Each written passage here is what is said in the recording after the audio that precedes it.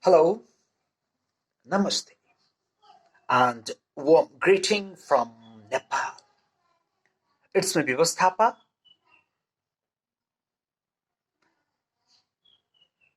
English language lecturer and ICTCL coordinator, as well as e-learners too.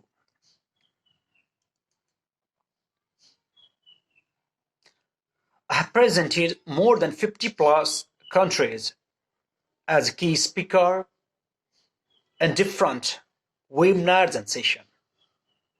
As my interest is on uses of ICT in ELT classroom. As I'm working English language lecturer, my interest is how we can integrate ICT into ELT classroom. That's the field of my interest. And recently, on the same interest, I'm awarded with Global Teacher Award 2020 from Nepal.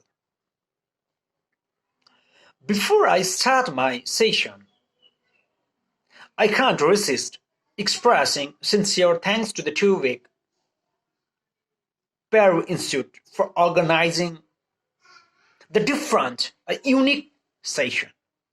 I would like to say the different program because, as they are saying, winners don't do the different things, they do the same things differently. Similarly, the Peru Institute, Tevik Institute, has organized the podcast the different platform for all the learners, and it's the unique. At the present moment, as everyone can't join through the Zoom, and for them, the Peru Institute had organizing the different program. So hats off for your new idea, new innovative ideas in teaching and learning. It's really different. So here in today's session, I'm going to share my own experiences, how we can integrate ICT into ELT classroom. Is it possible or not? So, e-learning, the activities that takes place with the help of internet and different virtual modes of learning comes under the e-learning platforms. Now, every time, whenever I present a session, the question arises that at the present moment, due to the COVID-19 pandemic situations, everything has been disturbed. And especially the education sector also could not be far from it. Today, all the institute, university has been shut down or closed due to the COVID-19. In that scenario, many developed countries have started online learning.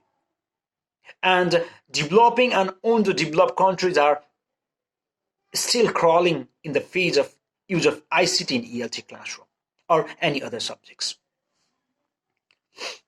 So let me share my experience. There are two sorts of online learning. That is, one is synchronous mode of learning, another one is asynchronous mode of learning. The teaching and learning activities that takes place in the virtual mode of learning or the teaching and learning activities with the help of internet when the teachers and the students are facilitator and the learner, they have the virtual meeting face to face. Virtual teaching and learning activities goes together, then that comes under synchronous mode of learning. For instance, today almost all the countries they use the Zoom, the free version or the paid one. So if the teaching and learning activities goes through the or with the help of Zoom, if it is conducted, it comes under the synchronous mode of learning. So we have been using the same synchronous mode of learning in different webinars. But this time, the podcast has been used. That's why I have already said that it has done really the different things.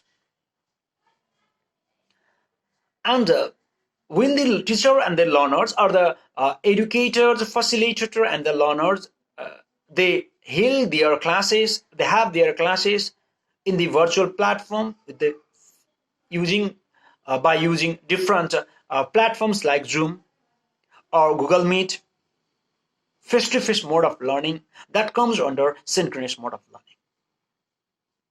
Is it possible for every underdeveloped and developing countries to use the Zoom or to use the online mode of learning in a synchronous mode of learning? I don't think so. Because we have been facing problem. Many areas are there that does not have the access of internet, or even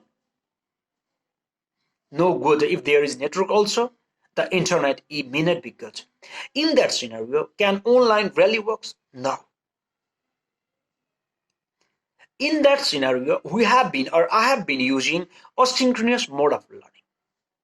Now, let me come to the point. What does the asynchronous mode of learning means? Asynchronous mode of learning. When the teaching and learning activities can't done in the face-to-face learning environment, in that scenario, when we provide or organize assessment or prepare our materials and send to our learners by providing specific code or by creating links, when we provide them code or create the links, and when the learner they do the assignments or read the materials on their time, when the internet is available, or when they have the access of good internet, in that time, when they do all the activities or read the materials that is prepared by the teachers for them, that comes under the asynchronous mode of learning. For instance, Google Classroom comes under asynchronous mode of learning. Ubiquitous based learning. Similarly, if we talk regarding the learning management system, then Google Classroom, Easy Classroom, Moodle, ubiquitous based learning, they come under the asynchronous mode of learning. So now let me tell the difference. I hope that you might have got the concept. Synchronous mode of learning. Zoom is synchronous mode of learning. Zoom, Google Meet, they are the synchronous mode of learning. But when we use the Zoom, there is the problem because our learner may not be available on our time. In that time, they miss their classes. So, Zoom may not be the good way, or Zoom may not be the best platform for our learners. In that scenario, in that time, when we use the asynchronous mode of learning, then our learner don't have to worry. They can learn, they can get the ideas on their time. For instance, for speaking practices, the Flipgrid comes under the asynchronous mode of learning. Every activity, whether it's the listening, speaking, reading, or writing, whatever the skills our learners want to improve, they can improve through the asynchronous mode of learning. Even the assignment can be submitted. So here, we don't have to worry about our learners because the learner can do the assignment, they can read, they can prepare, they can download, or they can go to the subject matter on their time when they are free. It's the learner best. That's why the asynchronous mode of learning is the best way. Now let me provide some example. Synchronous, Zoom, Google Meet, GoBrunch, they are comes under the synchronous mode of learning.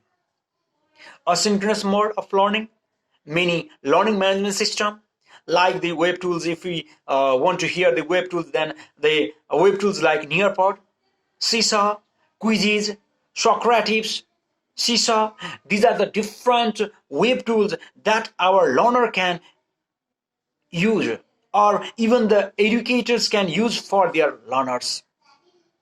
because the learners can do or the learners can learn on their time, so they don't have to worry, and they don't have to worry that they miss their classroom. So let's use the asynchronous mode of learning at the present moment and respected all the educators who are watching the video at the present moment. If we have the practical session, I am sure that you would get the concept more clearly. As they are saying, I hear, I forget. I see, I remember. I do, and I understand. Simply, I hope that in upcoming time, the Peru Institute would organize webinar for practical session only, so that again I'll be with you all sharing some practical tools, and in that moment I'm sure that all the learners, all the educators will get the idea or the concept clearly. Now let me share few more tools. For instance, if the learner wants to improve their listening skills, and if the teacher is not available at the present moment or in that time, the tube quizard, please don't forget to note down. Tube quizard, T-U-B-E tube, Q-U-I-Z-A-R-D. Tube quizard is the best platform for all the learners to improve their listening skills. Similarly, for speaking, speech notes, Vocaro may be the best platform for all the learners to improve their speaking skills. And similarly here, voice spice, speech note, voice thread is the best web tools for improving speaking skills. And wait a few minutes, please. What's about writing? What's about writing?